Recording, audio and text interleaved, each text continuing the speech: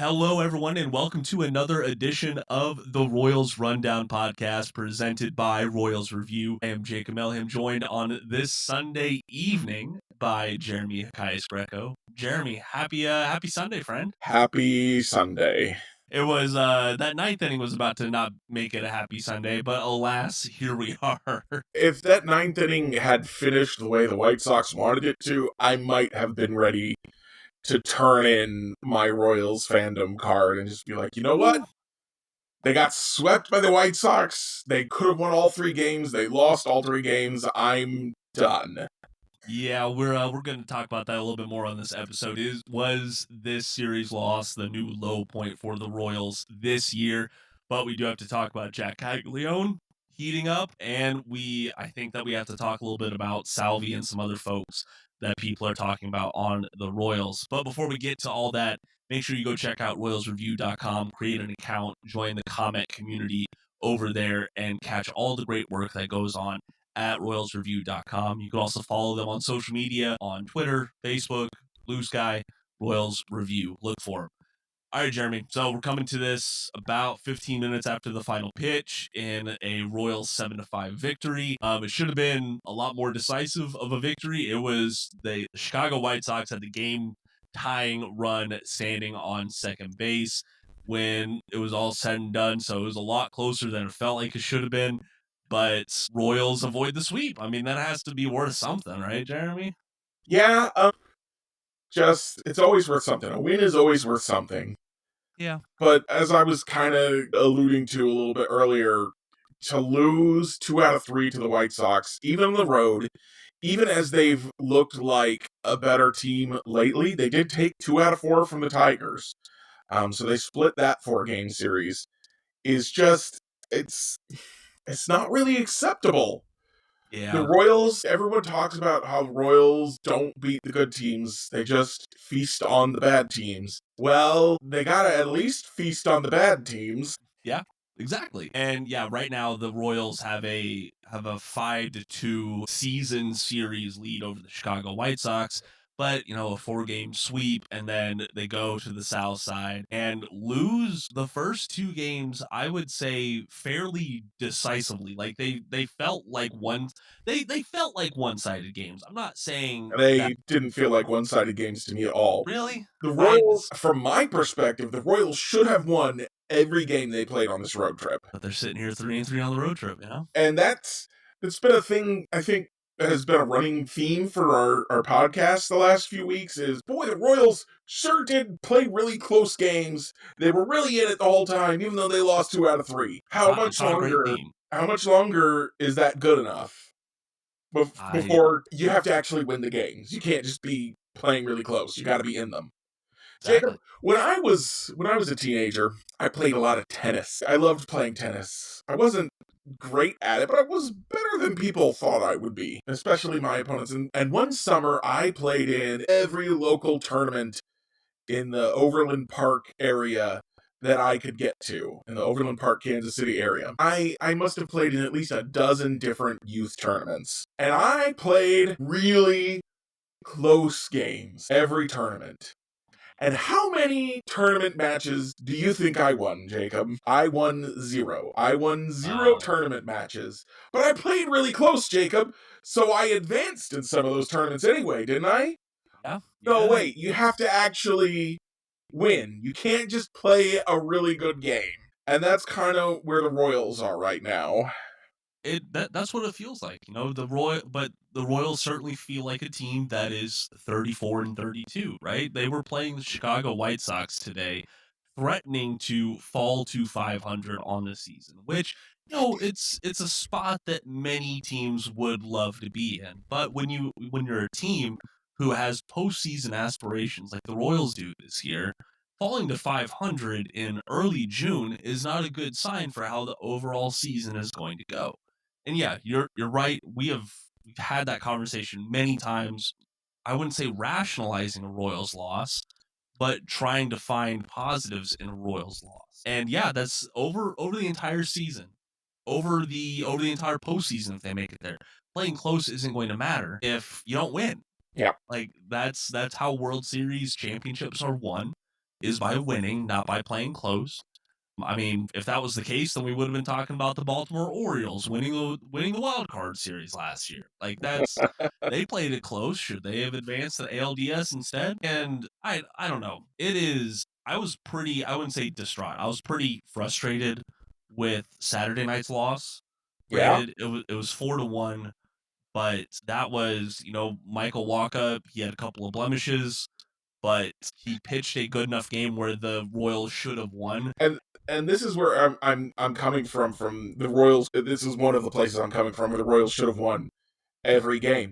Is they were down 2-1. They had runners at second and third and nobody out. And they had Salvador Perez and Jack Caglianone coming up. And Salvador Perez swung at a pitch that I swear bounced in front of the plate. I think he did. You can't swing at that pitch. Being a free swinger is one thing. You cannot swing at that pitch. Yeah. And he did. And he struck out 4 times yesterday. Mm-hmm. Now today, he had the big 2-run home run. Way to go, Sal. And just Wednesday, I was talking about how hot he'd been lately. Yeah, he was great in He St. went on Louis. an over. Yeah. And he he didn't home do run anything. today, but you know what else he did? Struck out a couple more times. Popped out again. That he did. Yeah. Moving him down to 5th is an improvement. Moving Michael Garcia up to 3rd is an improvement. Vinny Pasquantino's hitting. Michael is still hitting. Jonathan India started hitting. Bobby is maybe starting to get back into his form. He crushed that fastball in the 9th inning. Absolutely destroyed it. Jack Caglianone, who we're going to talk more about, had a 4-hit game. Salvador Perez needs to be batting 6th or lower in this lineup right now. That's what it feels like. Where his big home runs are exciting, and yay, thank you for the home run, Sal. And the strikeouts are like, well, it was the bottom of the order.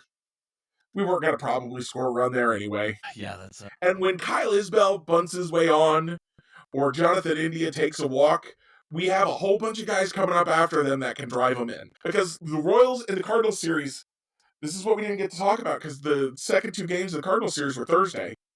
Yeah. Was that the Royals scored more runs in that series than they had scored in any 3-game series all year, in any 3-game stretch all year long. They'd never scored 22 runs. And I thought, here they are. Here's the offense. They're finally driving in those runs. They finally fixed the batting order. Well, then we get to Chicago. Yep. And again, 2nd and 3rd, nobody out, no runs. Today, a couple of times, 2 runners on, no outs, no runs. They hit into 5 double plays today, Jacob. And that's an absurd amount. The maximum number of double plays you can hit into in a 9-inning game is 9. Yeah. More often than 5 in the first 6 or 7 innings. Yeah. And that's you gotta get the ball in the air more without popping it up. And you gotta it's ridiculous.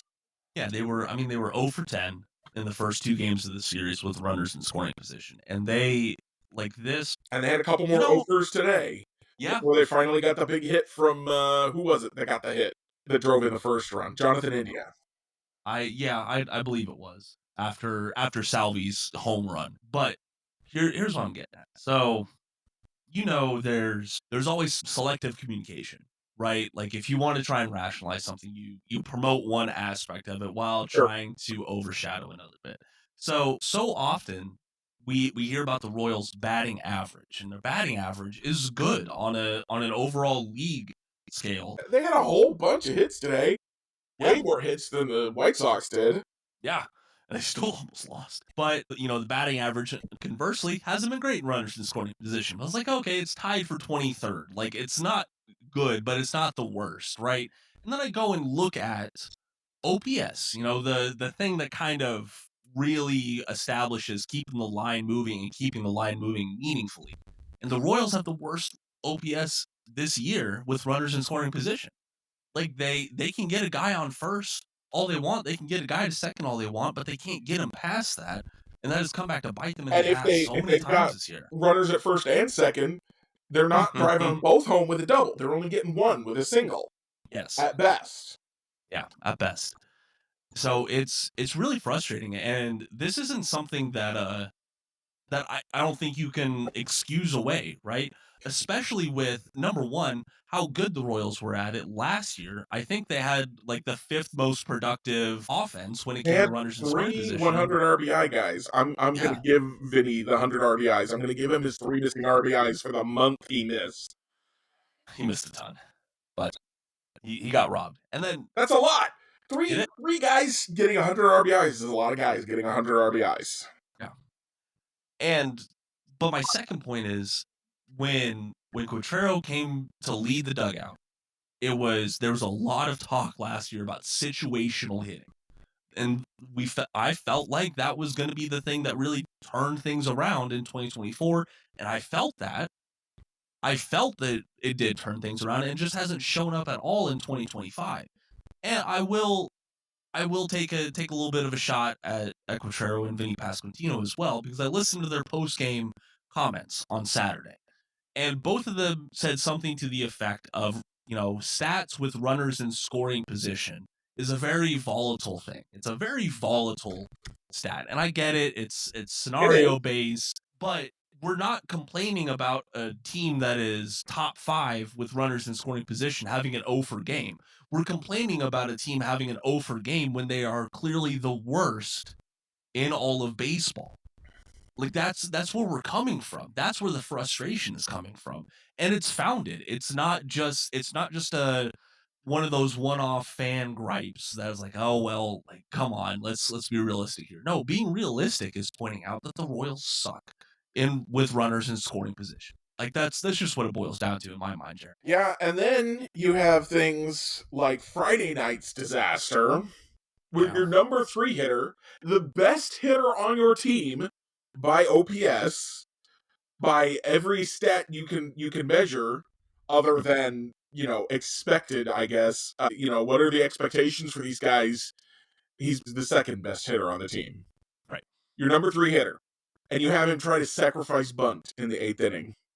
Made no sense. Well, you got what you deserved on that one, okay? Yeah. You got what you deserved. With your number 3 hitter up there and first 2 guys on, you should be swinging away, go for the big inning. Don't go for 1 run.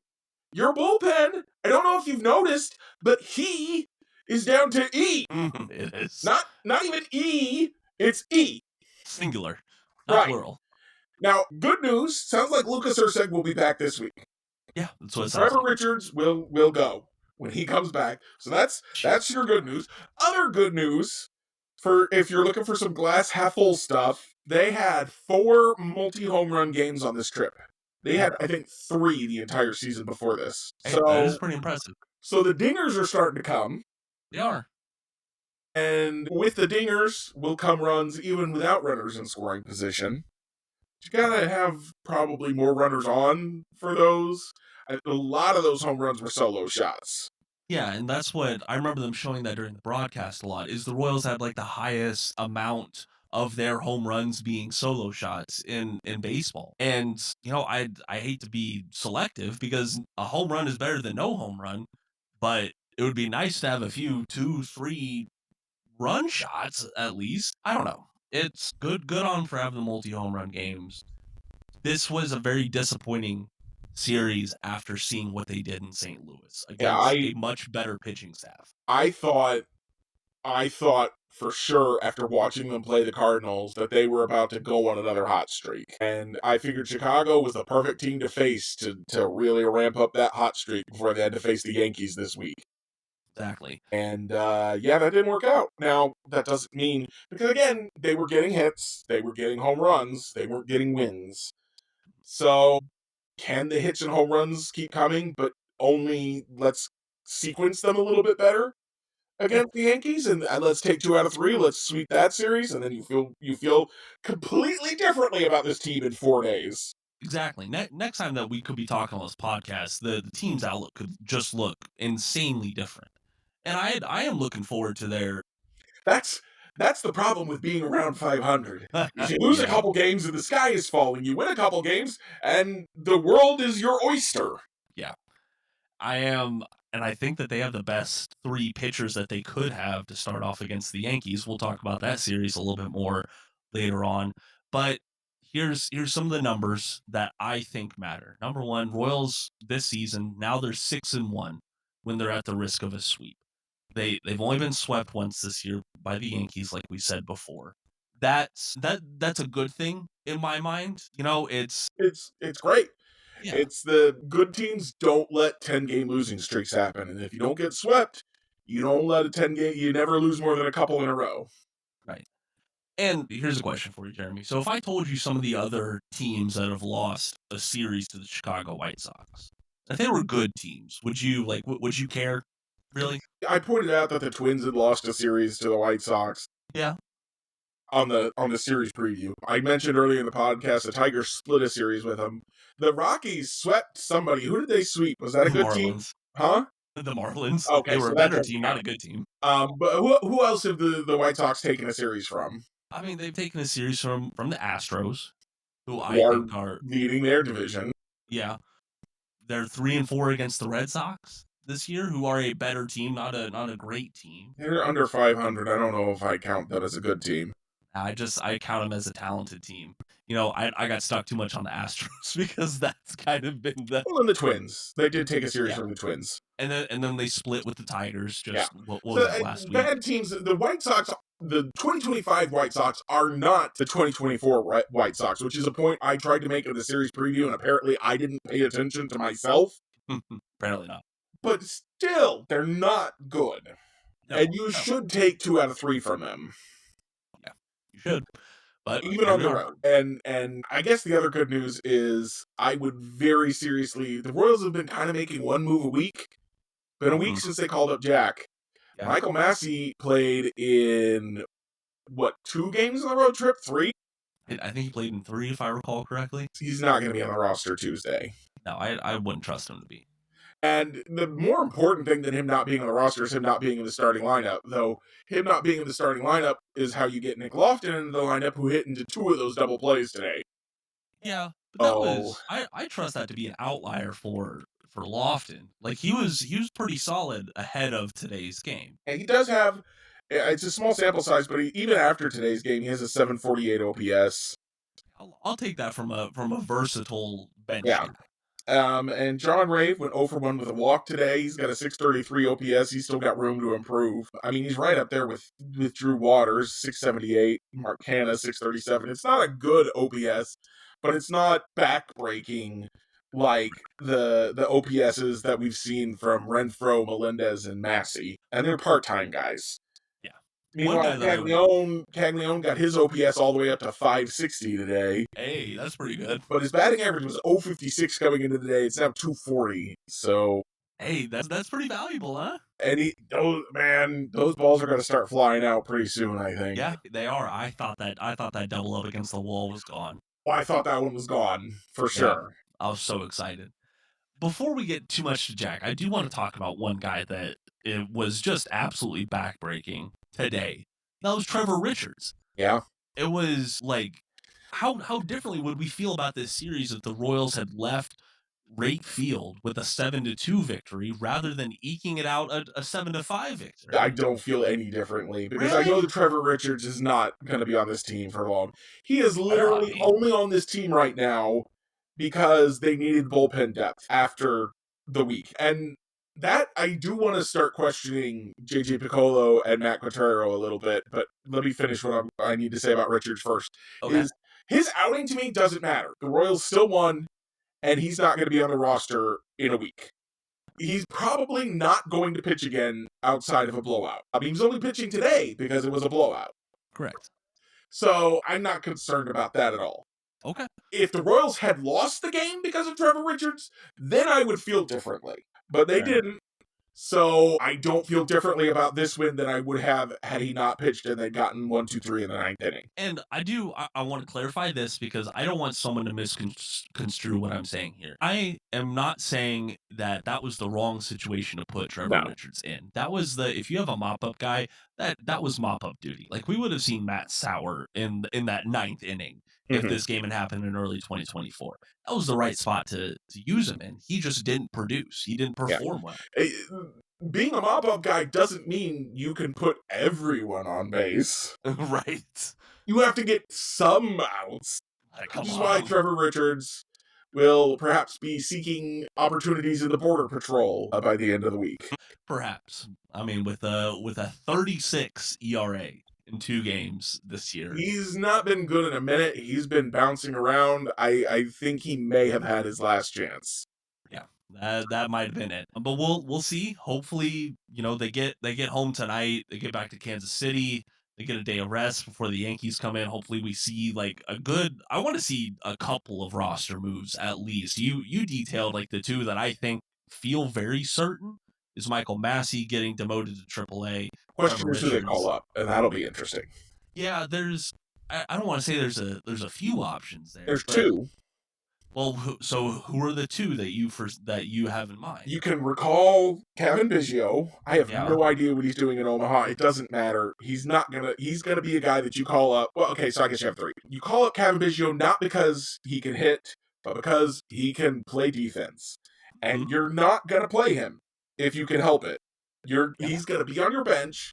And that's why that's why he's my top choice, is because I want that spot to not be used. There's not a lot of room. I want Nick Lofton playing. I want John Rave playing. I obviously want Jack Caglianone playing. I even want Drew Waters playing. As hard as I've been on Drew Waters this year, I want those guys to get chances. And so the other two options you have are Dairon Blanco. You can call him up if you feel comfortable with your defensive options. That one's a little bit iffy to me because then you only have 4 infielders. Garcia, Witt, Lofton, and India. And so that you have, if you call up Biggio, then you have 5, you have a little bit more flexibility.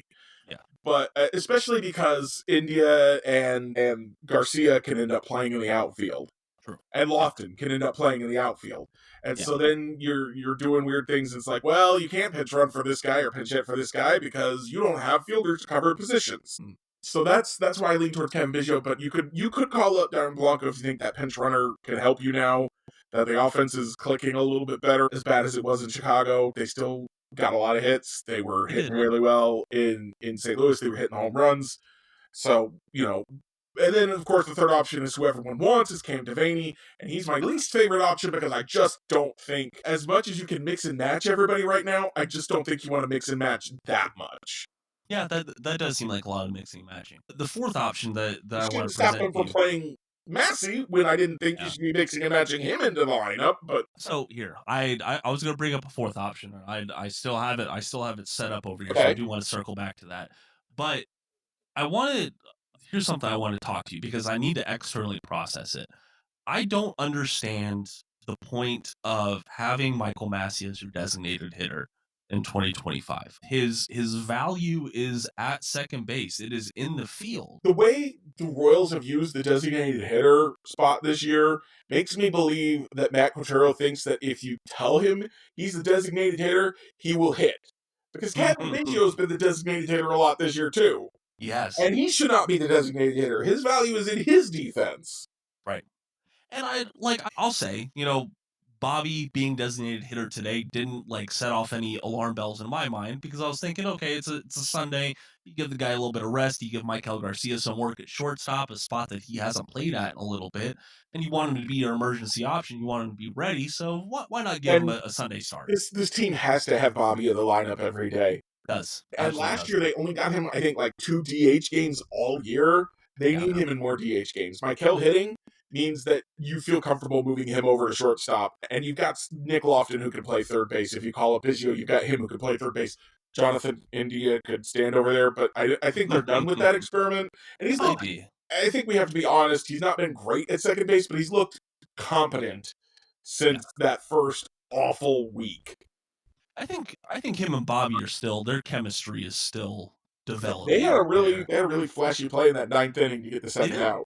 Yeah, they did. That one looked smooth, but we'll circle back to that. The fourth option that I wanted to bring up, because I feel like this addresses the pinch runner role and also gives you an infielder back, Tyler Tolbert. Yeah.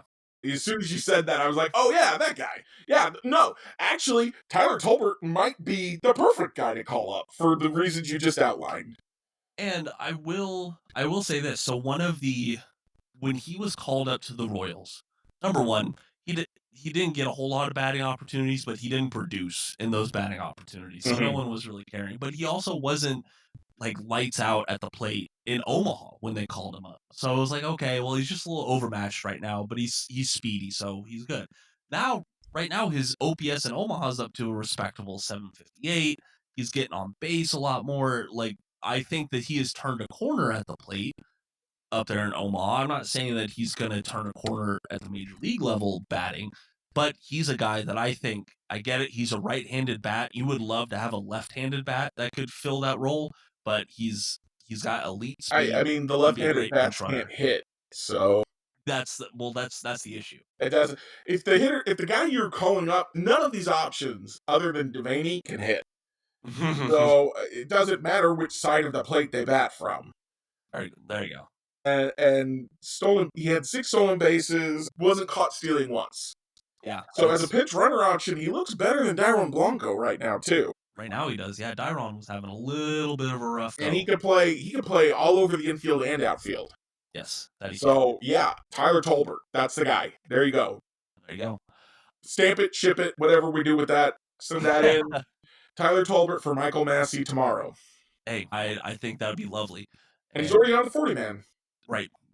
I think that's what makes the move sensible. So Richards is about to come off the 40-man. He better at least. By the way, Thomas Hatch cleared waivers outright to Omaha. I don't know if you saw that. That whole thing was so silly. It was. Like, what are we doing? Why? Okay, so it took me hours, but I did finally figure out why they did it that way. Okay, let's hear it. Thomas Hatch couldn't be the 27th man because he wasn't on the 40-man roster. So you select him to the 40-man roster and you have to call him up. So then you demote Hoffman and make him the 27th man. Yeah. Because you were going to have to demote him to add Cole Reagans to the roster anyway. And then Thomas Hatch, as they were correct in assuming, could be cut and sent back to Omaha. So really, it was a really extremely complicated way to make Thomas Hatch the 27th man for the doubleheader. Okay. Thank you for the explanation on that, because I know I wasn't the only one who was confused. Yeah, that was weird. Okay, let's go ahead and talk about I think the guy who had the best game on Sunday, Jack Caglianone. I mean, pretty good game. It was. I get it. He didn't have any RBIs, didn't have any home runs, nothing like that. But again, he didn't strike out. He put a lot of balls in play, and he ended up with 4 hits today. His first multi-hit game is his first 4-hit game, of course. Like, it was just a good game from him overall. And something that I want to point out, friend of the podcast, Preston Farr, tweeted this out, but he looked up on Baseball Savant, okay, who are the leaders in batters who have 110 mile per hour exit velocity, and like how many of those pitches of those batted ball, or how many of those pitches are they turning into that 110 mile per hour exit velocity? Jack Caglianone leads MLB right now with a 4.8% rate of turning the pitches he sees into a hard hit batted ball. That's more than double Aaron Judge right now, who's in second place. His exit velocities today are 90.8, 101.3, 103.8, and 113.6. That's absurd. It really is. He averaged over 100 miles an hour on his batted ball exit velocities today, Jacob. So I'm sure that games like that have happened where somebody has put 4 balls in play and averaged more than 100 miles per hour, but it cannot have happened often. No, it can't have. So I was hoping to have better numbers on it, but I cannot find the correct split for it, because I understand the exhaustion that some Royals fans will have with Jack Caglianone, who wasn't, you said his batting average wasn't great heading into Sunday. It wasn't.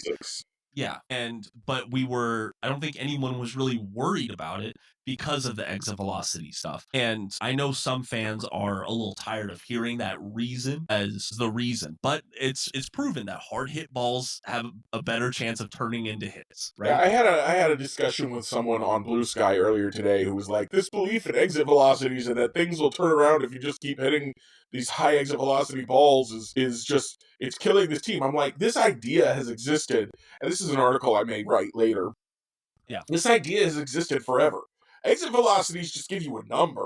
The idea that if you hit the ball harder, it's better has existed forever. And the idea that baseball evens out has existed forever. How many times have you heard when somebody bloops a hit, that shows up as a line drive in the box score, or that makes up for those line drive outs he hit the other day? Because that's what happens. If you hit the ball hard, you expect to get a hit. Yep. And the reason you expect to get a hit is because traditionally, if you hit the ball hard, you get a hit. All tracking exit velocities does for us is tell us, yeah, that really was hit really hard. Mm-hmm. And it gives us a difference between somebody like a Jack Caglianone, who hits it 110 on a regular basis somehow, and somebody who hits it 95, which is a hard hit ball, but is not 110. Does not have the same expectations on a batted ball. And again, this is something I was thinking about the other day too, as I was watching a game. I think it was a Salvi ground ball that he hit just to the left of the shortstop against the Cardinals. Oh, yeah. And it was a hit. Hits a ground ball just to the left of the shortstop. And it's a hit. Why is it a hit? Because he hit it so dang hard, the shortstop couldn't get to it in time. Right. And if you don't hit it that hard, that's an out. Because the shortstop gets to it, he throws you out. And so, yeah, I know you're tired of hearing exit velocity, because you've never heard it before, and you're old school, blah, blah, blah. But it's just a fancy way of saying you hit the ball hard. If you hit the ball hard, you expect to get hits. If you keep hitting the ball hard, you will eventually get hits. Mm-hmm. Exactly. All right. Jeremy, is there... I really don't want to rehash the Cole Reagan stuff. I feel like that's a little behind us right now. We had this. The argument is some people want to put him in the bullpen. We say that would be stupid. We don't need to keep having the argument. So yeah, we don't need to rehash that. That's still the argument, and anyone who says he should be in the bullpen is still wrong. Now the 6-man rotation thing, this goes back to a little bit of managerial and GM malpractice for me, because we've talked about, the Royals are making moves. They make a move once a week. We're a third of the way into the season. They made a bunch of moves. They could make those moves a little bit faster. Yeah, Michael Massey didn't need to stay on this roster for an extra week. No. Didn't need to happen. And Q certainly didn't need to start him at designated hitter.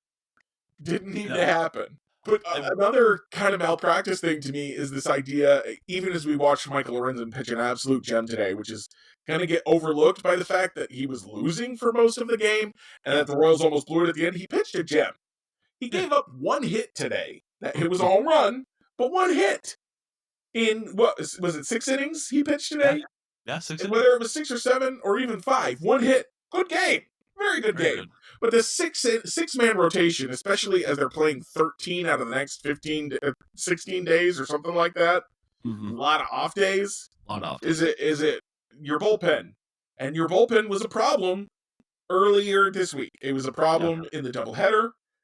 It was a problem in Friday night's game, even after they called up Trevor Richards. It was not a problem today or yesterday because they finally pitched through enough guys that everything kind of worked out. But the having only 7 relievers in your bullpen, it makes things scary if somebody can only go a couple of innings for whatever reason. Exactly. And looking at so I was looking at the bullpen usage stuff, and number one, I didn't realize that on the 26-man roster right now, the only reliever who didn't pitch in that first game against St. Louis was Trevor Richards, who wasn't even in a Kansas City Royals uniform yet.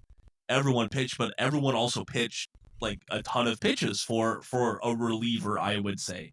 Daniel Lynch had 23. Everyone had at least 15 pitches, which is a good amount of work for a reliever. Thankfully, they gutted out that win thanks to the bullpen. But it had a ripple effect on who was available for that doubleheader, and then who was also available for the Chicago White Sox. Wouldn't have to pitch a second inning Friday night if the bullpen had the extra arm instead of a 6th starter. Yeah, that's if Evan Sisk was still up, if even if Andrew Hoffman was still up, they could have rearranged things differently, such that Bolin didn't have to pitch a second inning. But because the bullpen was so weak, and this is one area where Q has consistently failed, to my mind, is he tries to stretch pitchers when he runs low on available arms, but he's not. I'm okay with that. This really kicked into my mind when Michael Wacha pitched deep into that game after the Royals had tied the Guardians for the division lead in August last year. And then the next game, Michael Wacha started, and they had like they had nobody available, basically.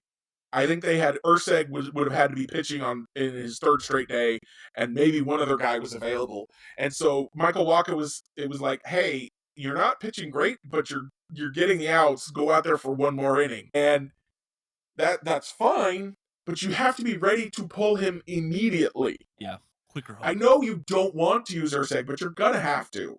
So get him. You just start warming him up. Whether he pitches this inning or the next inning, you're gonna have to. And the same thing with Estevez or whoever you were gonna have back up Bolin on Friday night. They need to be ready to go as soon as things start getting off the rails, not starting to get ready to go when things start to go off the rails. That's a good way to look at it. You just have to be ready. And if you don't pitch them in that inning and they warmed up, that's okay. They can go next inning. They can go at the start of next inning. There you go. I like that. And if you do get into trouble and you were willing to bring them in the middle of that inning because you showed me you were, because you did start warming them up once the trouble did start, then what are we doing? Hey, something that I do want to point out, because he was worthy of criticism early on this season, but Angel Zerpa has really kind of turned a corner, I would say. He's been really good his past handful of games. We talked about last time that he'd gone like 9 scoreless innings, and he only had 2 strikeouts, and that had me a little concerned. When he pitched those 3 innings against the Cardinals, he struck out 4. And watching him pitch, he looked like the good Zerpa from last year. The guy who threw 98 in on your hands and said, swing. Why don't you swing at it? See if you can hit that. Go ahead. Yeah. I'll wait. That was a good Zerpa last year, and that's what he looked like again on Thursday in the second game of the doubleheader. That's what he looked like again today. Yep. I don't know what's different. I don't know if it's a mindset change or if it's a mechanical change, but it's working. The 98 on the hands is going to play. Yep. It's going to play every day of the week. And if that's who he is again, great. Thank you, Angel Zerpa. I still think you could have it wouldn't have hurt you to spend some time in Omaha to figure that out, but I'm glad you have figured it out. Yes. I never really thought like Angel Zerpa was like had become unpitchable. I wasn't saying demote, unlike Melendez, who I'm saying demote to Omaha, I don't need to see him again. For Zerpa and for Massey, for the record, it's demote to Omaha, let them get their head right, and then they can come back. Give someone else a chance, and then they can come back. And Zerpa, credit to him, credit to the Royals pitching staff. He figured it out at the big league level, and they kept him in a mop-up role until he did. So it worked out. All right. Well, so are we ready to move on to the Yankees? I hope that we are. I know the team is. This series scares me, Jacob. Well, do you think that if the Royals let it be, do you think that this could be one of those turning point series losses? It could be. I mean, again, we talked about the Royals still weren't driving in runners in scoring position, but they were starting to hit the ball with authority. They were starting to get those home runs. If they can get the mojo back from the Cardinals series and start driving in runners and hit home runs, if they play the rest of the season like they played the Cardinals series, they will be in the postseason. Yeah, they will it was a fluke as far as the pitching goes, and it was really good hitting. I do not believe the pitching will be that bad on a consistent basis. So, and Noah Cameron was still good, by the way. Yeah. But Michael Lorenzen showed us today he's still got it. And I think Cole Reagans is got to be. He'll figure something out eventually. But the hitting, they've got to have the hitting. They just need a hot streak from the hitters. Get themselves some cushion in the standings again and go to town. And it could happen, especially if you demote Massey and if you move Salvi down in the order. He hit the big home run today. He needs to be batting 6th. Jack Caglianone needs to be batting 5th. If you don't like the 2 lefties, move move Pasquatch back up to 3rd. Mike Hook can bat 4th. Yeah. It will work. It will. But you don't, and if you lose, you've lost this series. So it should be, as you said, if they will let that teach you. Salvador Perez should be batting 6th. Yeah. Jack Caglianone cannot be leading off so many innings. No, like that's not a great situation to put any rookie in, I would say, but much more But so. it's pointless. He's here to drive in runs. If there's Right. nobody on base, he's not driving in anybody. Nope. And you get him on if he's getting on base and nobody behind him can hit. If And you it doesn't really matter. honestly, you could consider moving him up to third, let him Just bat bold. behind Bobby, and get some protection from Michael, and Vinny could bat fifth. Pretty bold You right could do there. that. That would be okay. That is a lot of pressure to put on him. So if you just want to move him up to fifth for now, I think that's fine. I think so too. Especially because I mean Vinny has just been otherworldly, I would say this in like this past handful of games. I especially appreciated that his strikeouts were a really concerning part of his game early on this season. Before today, he went like 28 plate appearances without striking out. Like he was putting the ball in play a lot. He was getting hits. So I think that he looks like the guy we expected him to be this off season. So it he's holding up his end of the bargain, right? Michael's looking good, Bobby's looking good as usual. Jonathan India is looking better. I'm not saying he's still looking good, but he's looking better. The Royals got by last year with an offense that consisted almost entirely of Bobby, Vinny, Salvi. 2-3-4. Yep. That's all they had. Well, this year they've got 2-3-4 with Bobby, Michael, Vinny. They need a little bit more help. Last year they got some hot streaks. They had a hot streak from Renfroe. They had a hot streak from Melendez. Not getting the hot streaks from the other guys.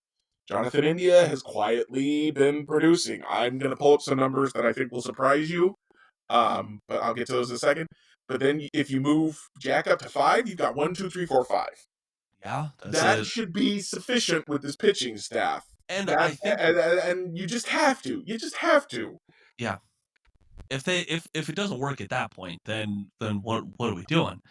But something that I think is hard for some fans to think about is it Salvi so many times in this past week was like a stopper in the 5 hole in the worst way possible because you have guys who can get on base ahead of him, right? Like I think Michael is drawing walks as a point of personal pride at this point. We've seen him toss that bat. That is something I wanted to talk about too, is Okay. Michael and walks. We often talk about a guy taking a walk Mm-hmm. or getting walked. Mhm. Michael obviously looks at it as earning a walk, as fighting for a walk. The pitcher doesn't walk him. Michael takes the walk. Yes. There you go. And he flips his bat and he says, "That's right. I beat you. I'm on base now." But that's a good way to look at it. It is a great way to look at it. That's what I'm saying. If Yeah. every Royals hitter looked at walking the way Michael Garcia does, they would be a much better team. If they were Probably like, so. "Yeah, I earned that walk. That's mine. I did that." Instead of, "Well, I guess the pitcher wouldn't throw me anything to hit. I guess I'll stand at first base." Because that's how it looks like they handle it a lot of times, especially Salvi is like, "I want to hit. If you want to walk me, you're gonna have to try really hard. I would rather strike out than walk because I want to swing the bat." Michael Garcia says, "I will swing the bat. I will do damage. But if you want to pitch around me, I will also take the walk because getting on base is important." And I love that attitude. Everyone was criticizing Michael's attitude last year. I love that attitude of, "That walk is mine." He's definitely had a change in mindset, and it's helping. It's producing right It is, and Vinny talked about that too. Vinny, the other guy with the OBP on the now. team, Yeah. that we were just talking about. They were talking about this on the broadcast a couple of days ago, I think, was when they talked about Vinny and his plate discipline. He's like, "No, no, no, no. I don't watch balls. I choose which pitches to swing at." He views it as an active process of, I choose what to swing at. I choose to swing at good pitches, not I just avoid swinging at bad pitches. And having that proactive mindset of a Vinny and a Michael is working for them. It is. I would like to see some other guys adapt that, including Bobby. I would like to see Bobby adapt a little bit of, "All right, I took a walk. That's mine. I'm on base. Now I'm gonna steal second from you." Hey, and you know what? He has done it time and time again when he has drawn walks or when he has gotten those bloop singles. He's turned that one bagger into a two.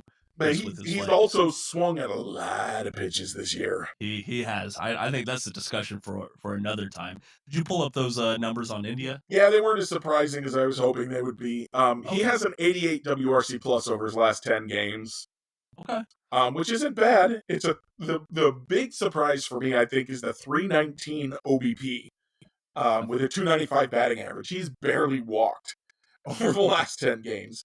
Let me see if I can make the sample size a little bit bigger. I know David Lesky noted his his stance in the box changed. He had moved up at the beginning of the year, and then he moved back to where he'd been hitting for most of his career, and his numbers immediately went up, and they kind of stayed high. Let's go back to April 19th. 92 since then. There you go. What about the last month? So we'll go from, and this does not include today, by the way, because those stats aren't folded into this yet. Let's go back a month.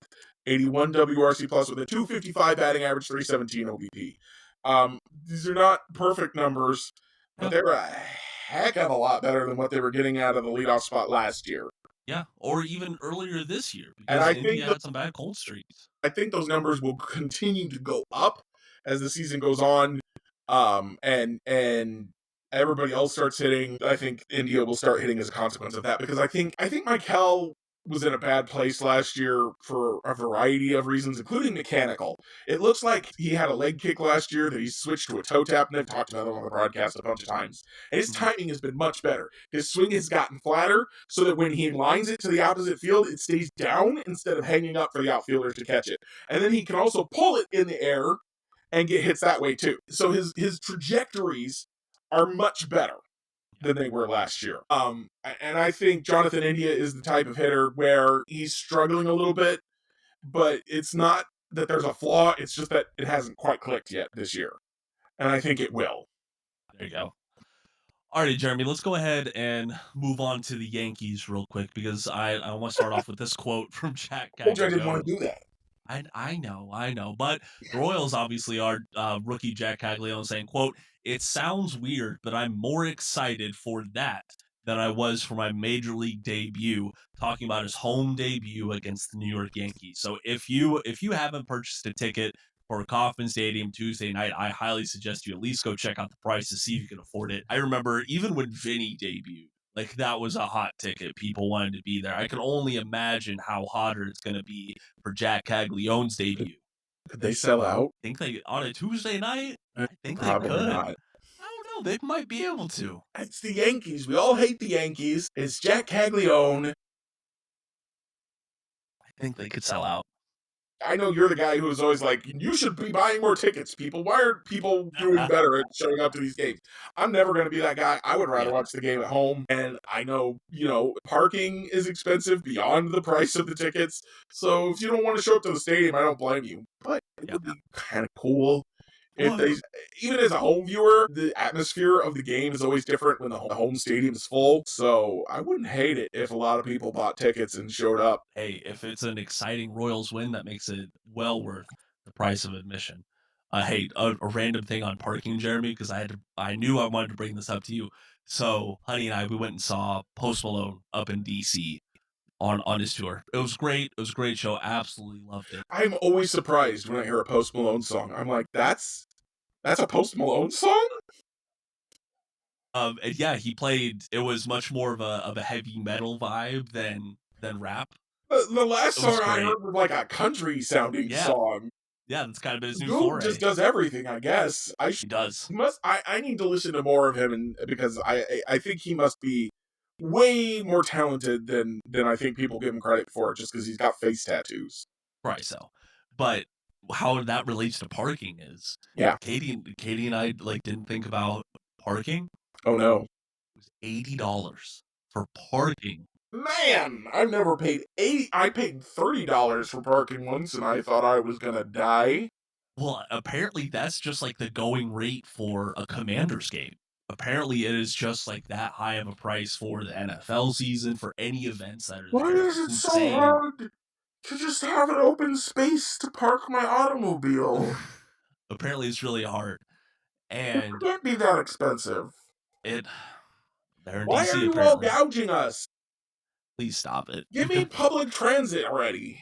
Well, and that's what I was thinking. I was like, you know what, DC is a pretty good metro system. Like it's not the best, but it's pretty vast. It goes out pretty far. The closest metro stadium was like 9/10 of a mile, but Honey has she has some health issues. She can't make that walk. But I thought it was a little crazy that the closest public transit spot was that far away. Just goes to show they want you to pay the money. They don't want you to have another option. So Um, stupid.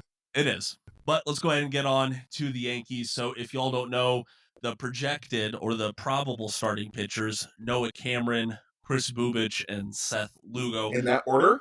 in that I order. thought it was Bubich Cameron Lugo for some reason. According to the media notes, it's Cameron, Bubich, Lugo right now. So with all these off days, I don't know if they're shifting things around. They're giving Chris Bubich another day off. The workload has been A something of lot. I conversation. get that they want to keep an eye on his workload, but that's a lot of days off. That Yeah. actually concerns me a little for how his stuff is going to play. Like, you give him an extra day or two, then it's like, okay, it's probably pretty close to normal feeling. But Mhm. that many days? I know this is probably dumb and asking for trouble, but I also feel like if you take that much time off and you go into a game, I feel like you're more likely to hurt yourself from Maybe. just from like, this is not how my normal routine that I've been doing. This is, I took a bunch of time off and then I went back. I Yeah. don't know. I'm sure he's been doing throwing on the side and stuff still, so it's probably fine, and I'm probably freaking out over nothing. But I'm really afraid of what this start's going to look like. I completely understand, and I don't necessarily disagree with you because pitching is very much a rhythm thing. Like we've seen guys who can't get into the rhythm in game.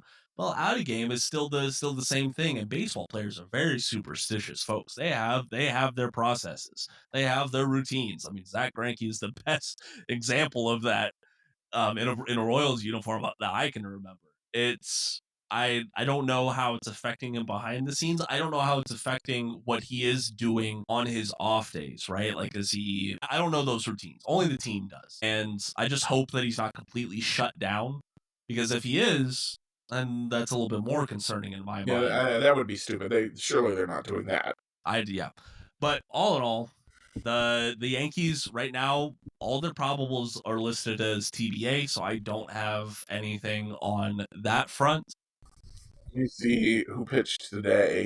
Yeah, if you could pull that up, that'd be greatly appreciated. I do want to focus on Noah Cameron's start against the Yankees. Of course, it's going to be his first start against the Yankees. Cameron's been great at home. He's only made 2 starts in Kauffman Stadium, but a 1.42 ERA, a sub .8 WHIP, which is crazy, and holding opponents to a 174 batting average. That will absolutely play. It's going to be his second time that he's facing off against an AL East club. Of course, that first one being his MLB debut against the Tampa Bay Rays. It's going to be a test for him. Of course, that whenever you're facing off against the AL MVP favorite Aaron Judge and that lineup that has just a lot of, I don't want to say unheralded hitters, but it's not just Aaron Judge producing in New York. There's a lot of other guys that can swing the stick and doing great Yeah, things in Yankee Stadium. looking at their OPSs right now. Yeah, but I mean, is it to the point that you're worried about Cameron? I think that we could say that it's a test, but like I'm not necessarily worried. Until Cameron fails, I'm gonna believe that might give. I would expect him to give up more than one run this time. I think, Okay, but it'll. A lot of their best hitters are left-handed. Also, Bellinger, that's interesting. Wells, Chisholm. I think Grisham is a lefty. Yep, Grisham's also a lefty. So a lot of their best hitters are lefties. That does still leave you with Judge and Goldschmidt.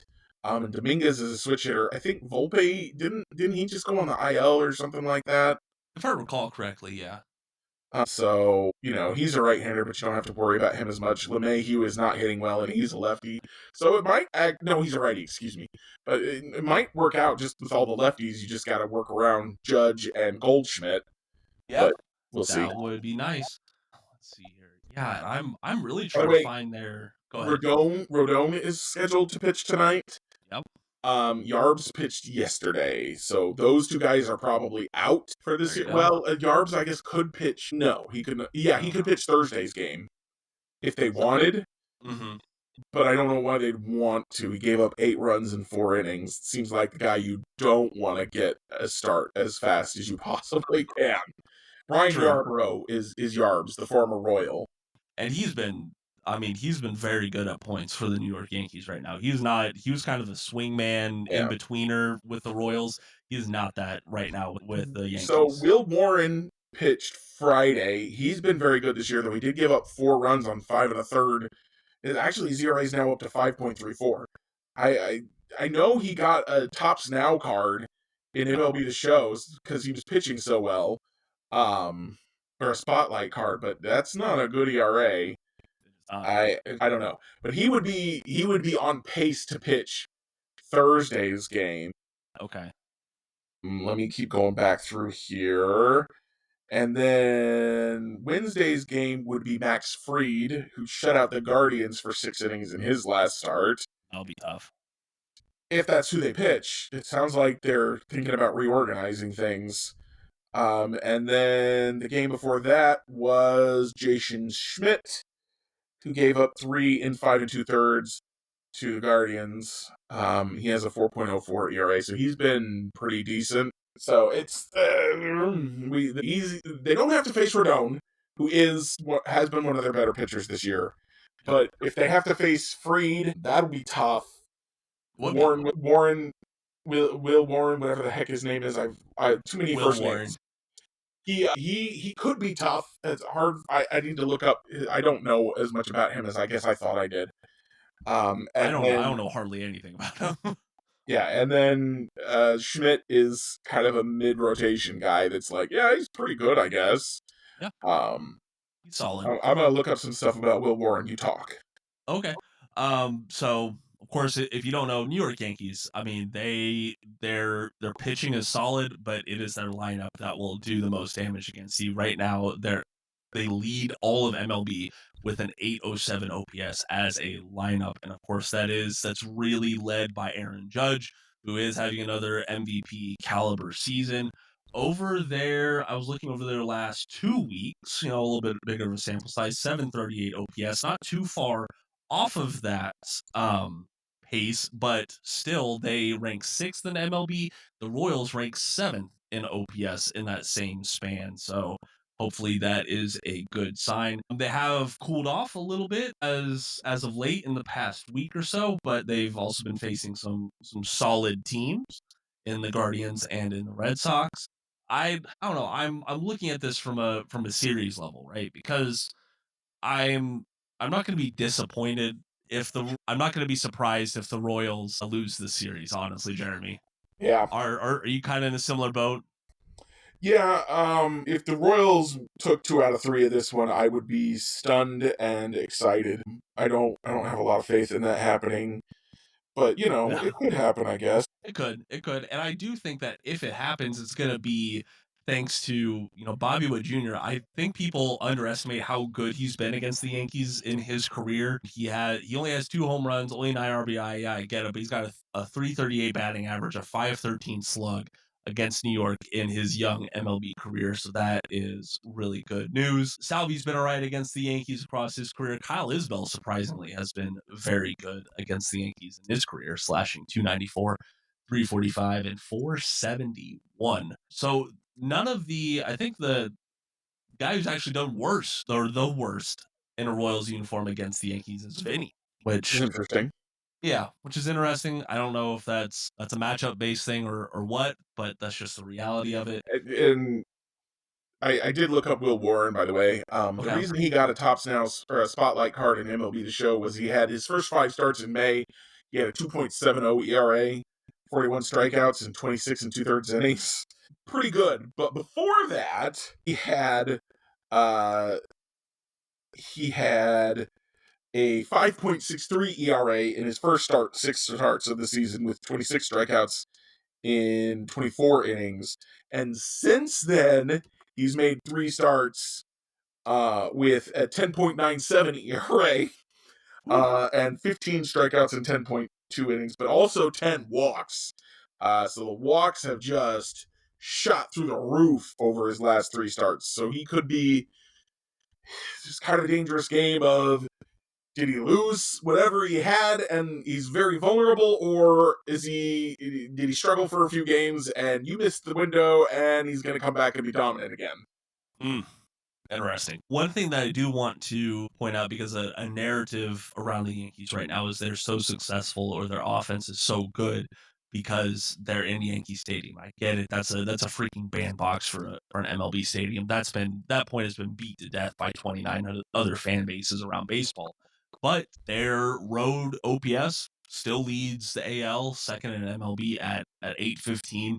They're just a very good group of batters. Like, that is, it's undeniable at this point. I was trying to look up like how productive they are with runners in scoring position, and they're not as good as they are without runners in scoring position, but they're still miles ahead of the Kansas City Royals, who are sitting at a 602 OPS and with runners in scoring position. Meanwhile, the New York Yankees at 779 in that same situation. That's a huge difference, especially when you look across 66 games. Today was game 66. So that's a lot of runs, a lot of hits that are left on the board by the Royals. Meanwhile, the Yankees are cashing in on those situations. Jeremy, I feel like we already gave kind of our predictions, but let's be clear about it. I'm predicting that this is another series loss for the Royals, which would be their 8th in their last 10 series. Not a great run at all. But, the Yankees are just really good. I don't think they'll get swept by the Yankees again, but I think this is a series loss. What about you, Jeremy? If Jack Caglianone gets promoted in the lineup ahead of Salvador Perez, and the Royals walk Aaron Judge rather than ever pitch to him with runners on base, they can win 2 out of 3. Otherwise, they're winning 1. Okay. And I don't want to say, oh, well, they'll win this one or they'll lose these two. I think overall, we don't even know who their starting pitchers are right now. It's really hard to suggest which games they might win. The only, I guess, the bright side I can give you is that as good as the Yankees offense has been, the Royals pitching has shut down everybody all year. Yeah. And it's not like the Yankees offense can't be shut down. They got shut out by, you're not going to believe this, Luis Ortiz of the Guardians. Guardians? Yeah. Wow. That is really surprising. Apparently, he shuts down really good offenses. He gave them 5 2/3 scoreless. Then Heron gave him an inning and a third. Gaddis gave him an inning, and Clase gave them an inning. And that was a shutout that they pitched earlier this week. So, Luis Ortiz can shut these guys down. The Royals pitchers can shut these guys down. Yeah, that's a good point. That doesn't mean they will, but they absolutely can. Yep, very true. And I mean, it's just kind of like, I think the White Sox series loss is going to be a little bit of a blemish on the Royals season. Like, any team looking at the Royals is like, oh, well, if the White Sox can beat them in 2 out of 3, then our team can. I mean, this is the same Yankees team that Astros, Tigers. This is the same team that dropped one to the Rockies. They've lost to the Athletics. They lost that series against the Dodgers. There are a few other, I don't want to say blemishes, because the Dodgers aren't a blemish. There's some the Dodgers are a blemish. They're a blemish on the no, I can't do it. The Yankees aren't unbeatable. They're tough, no, but they are. What's their record? They're 37-23. It looks like. So they've lost 23 of their games. Yeah, they have, which is a good amount. And if the Royals do take 2 out of 3, again, I'd be very excited. I would be very surprised, but also very excited. And I would think, maybe this team is about to go on that run that I thought they were about to go on before the Chicago series.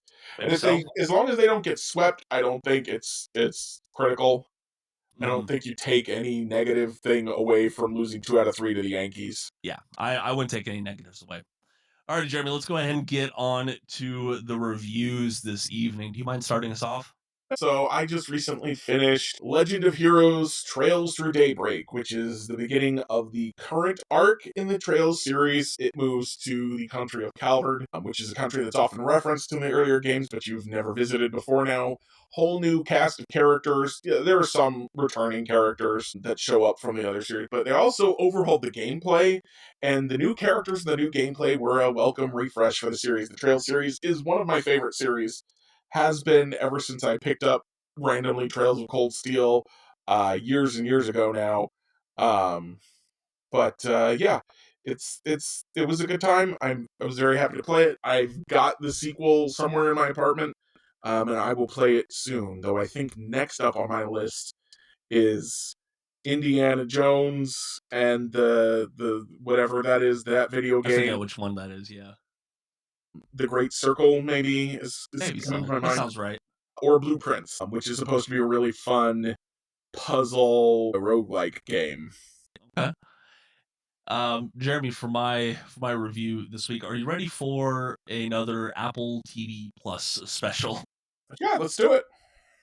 Fountain of Youth, a new movie that they released on that streaming service. I've been looking forward to watching that. Yes, directed by Guy Ritchie. I love so many of his movies, starring John Krasinski, Natalie Portman, a few other. Those are like the two main people, and then it's a whole bunch of other names. Like, oh well, I think I recognize him from this TV show or from this Speaking of movie. Indiana Jones, Yeah, I'm right, getting a lot of comparisons to Indiana Jones and National Treasure. right, and I think I love all of those movies. right, and Honey brought that up because number one, they don't do a whole lot of those movies anymore. It feels like this world jetting archaeological action The world thriller. is so much smaller now. It is. It's very small electronically now. But overall, Honey and I we loved the writing of this. Very very witty, very. If people haven't gotten past Krasinski as like Jim in The Office, this is another They reminder need that to he's so take much another more look loved. at him because the dude Yeah. got ripped. He doesn't even look the same anymore. No, he doesn't, and He looks has like got Jack Caglianone out there. he does have a lot of action acting chops too. I loved him in Jack Ryan, and this is another one, Fountain of Youth, that I love. It's not a perfect movie, but dang, it is entertaining. It is so it's just So a it counts. fun movie. Yeah, and all in all, I can't complain if it's not entertaining. It just came out late last month. Rotten Tomatoes does not like it at all, getting a No, I saw that it 46%. was getting a lot of bad reviews. I need to watch it for myself so I can determine why it's getting bad reviews and why it shouldn't be, hopefully. Well, it's The Guardian called it derivative and uninspired. I'm gonna punch you for making that voice. That's a punch voice. That's the That's the voice you point. punch. That's the point. So I really enjoyed it. I thought it was fun. So I'd say go check it out on Apple TV Plus if you got a couple hours that you want to be entertained and not just brought down by a movie. So Jeremy, I got nothing else. Do you have anything? I have nothing All except right. Joel Goldberg needs to not sit in the right field bleachers begging for Jack Caglianone's home run. That's just gonna jinx it, man. Come on. Yeah. Please. Just Broadcasting 101. I don't know if it's something with the White Sox. I don't know if he pissed off someone in the front office there and he just can't sit next to the dugout or something. But yeah, Goldie, I can't wait to see The him back more at you Dodger Stadium. expect something to happen, especially like a landmark home run, the longer it takes to come. Yep. Everybody, Jack is a singles machine, baby. That's Yep. the life we're living right now.